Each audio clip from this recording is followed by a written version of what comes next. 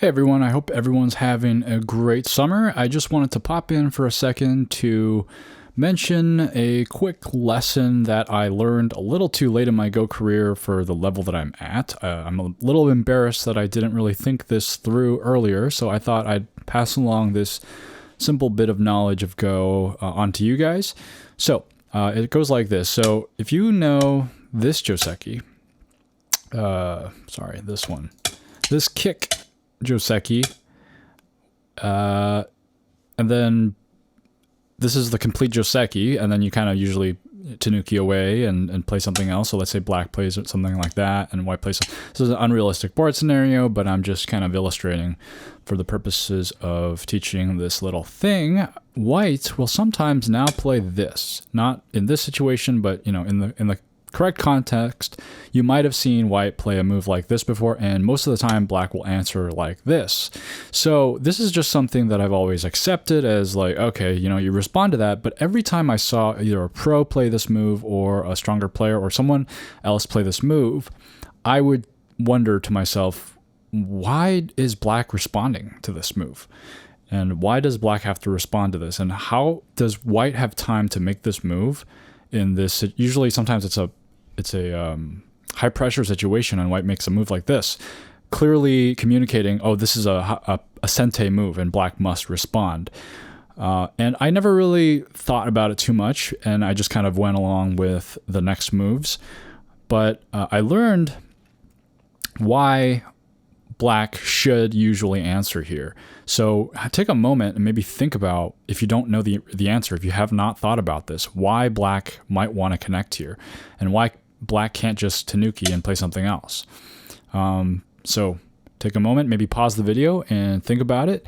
If you have thought about it or you know the answer already, the answer is, if now black tanukis and white goes in here, it may start to get easier to read as I put more stones down on the board. So you can kind of pause in between to just try to figure it out with a little more help here if you struggled with it. Black will, naturally block here. So what can white do here? White can cut on either side. Let's say white cuts here, and let's say black tries to capture that stone. Now white has an Atari on this side, and boom, we've got a ladder. And so the reason why black may want to connect there is black doesn't want to give white this influence. What if black connects on this side? Something like this. What can white do? White can just take this entire thing over here. And so this seems like a pretty simple tactic, but having this option, just knowing why you're playing this move, because if you don't know why you're playing certain moves, you've seen it before. This is the case for me. Like if I saw this move before, I knew this was a normal move, but I was never sure why it was being played, why this was being responded to, so I never really thought to use it. But now that I know what the threat is, and that it's the very important fact that you do need a ladder breaker, or you do need a ladder here to capture black stone on the right side, it's very good information, and it gives you another move you can use in your arsenal.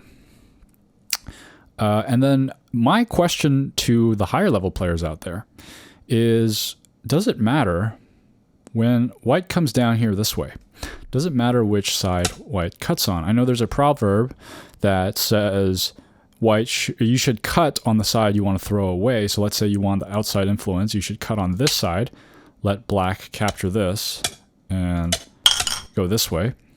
But I'm not sure why. I would think maybe if I cut on this side and black is able to make a solid connection like this, and I take this ladder, it is a little more solid, right? So if I go on this side, I'm not sure. This looks pretty solid to me. If this was a fourth line joseki, the star point version of this joseki, you might have this Atari underneath here.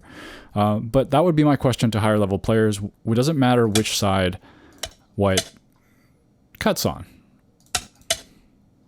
Let me know, and let me know if this was helpful to you. Hopefully it is. It is something that, I learned a little too late in my career. Not that it cost me anything. I didn't really lose any games because of it, but I think it's a pretty simple tactic, and for any SDK player, should be pretty easy to understand. So, hope you enjoyed it, and I hope you have a good rest of your summer. See ya.